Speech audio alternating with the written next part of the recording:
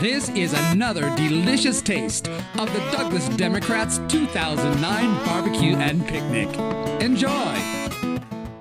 Our next speaker, Jessica Sferrazza, was first elected to Ward 3 council seat in November of 2000, becoming the youngest council member ever elected in the city's history at age 27. Councilman Sferrazza has dedicated many of her efforts to revitalize previously neglected areas of the city, with particular attention to the Wells Avenue corridor and more recently the Oliver Montello area.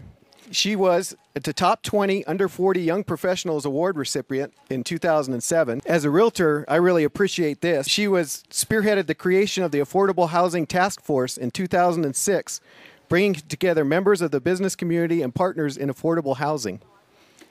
At this point, I'd like to try and do an interactive presentation with all of you. When I point the mic at you, I want you guys to groan as loud as you can.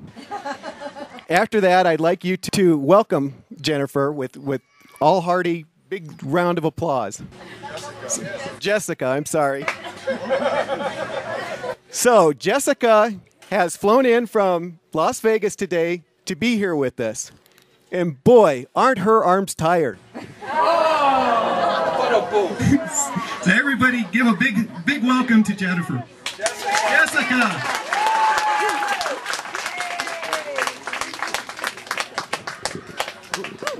Thank you. You better apologize. That's okay. Hello, everybody. So great to be here. Thank you so much for inviting me. It's been great to say hello to every single one of you. In fact, I ran into Mr. Adler, Assemblyman Adler's son, which I used to babysit when I was much younger. So it's been great getting to see everybody.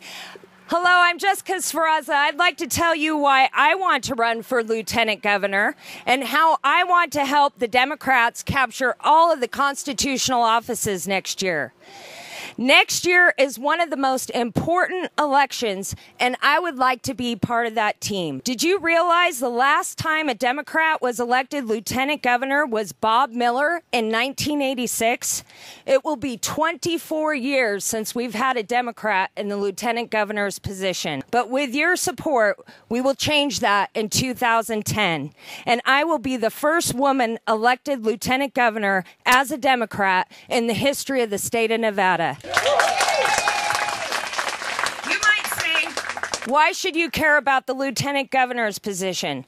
One of the reasons why the lieutenant governor's position is so important is because they're the president of the Senate and they vote to break ties.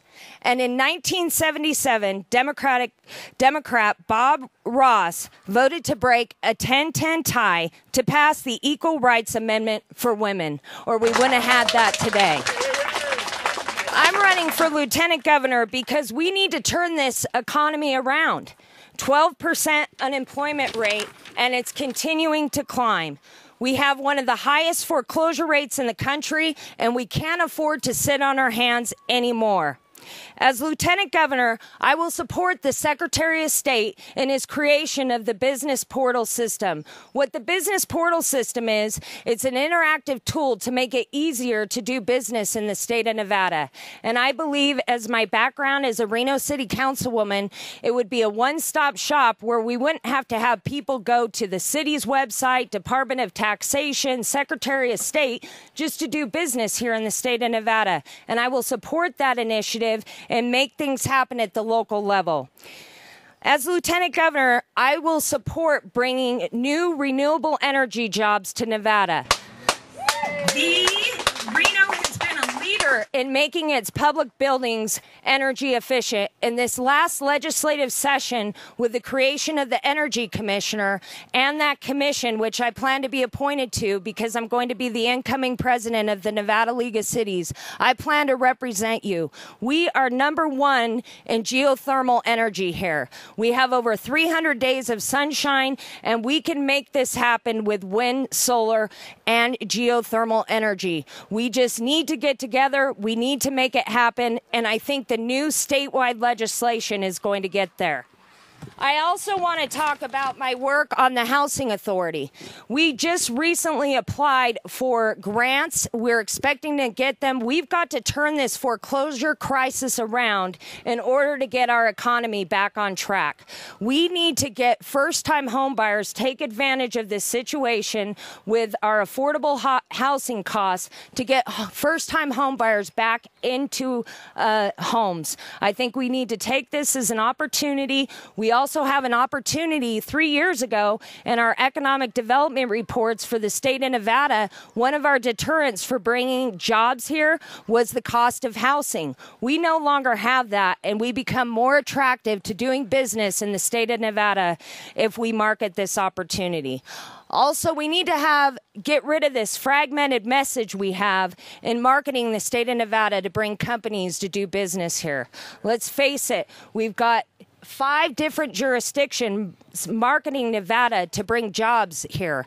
And we need to get on the same page. Jobs in Nevada is good for everybody. I also want to talk about how I feel as a city councilwoman and what experience I can bring to this ticket. A lot of politics, and I say this a lot, happens at the local level. We meet all the time where the legislature meets every other session. We hear from our constituents. I have that background. I have a record in Reno of bringing jobs to Reno, Nevada. We have Ormat, a renewable energy company. We just opened the AAA baseball stadium. We've got diversity. We've got an arts museum. We attract special events. And one of the most important positions, I believe, is the Lieutenant Governor. Lieutenant Governor heads economic development and our tourism commission. They also chair state transportation.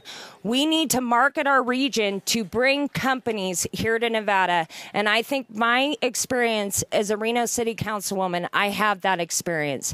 It's been great to get to know all of you here today. I will be here for a little while and get to know you. And if you have any questions, I would appreciate joining the team with Catherine. I think it's great. Kim and Kate and Ross and our newly elected governor, whoever that is, but it's going to be a Democrat. And I would appreciate all your support. Thank you so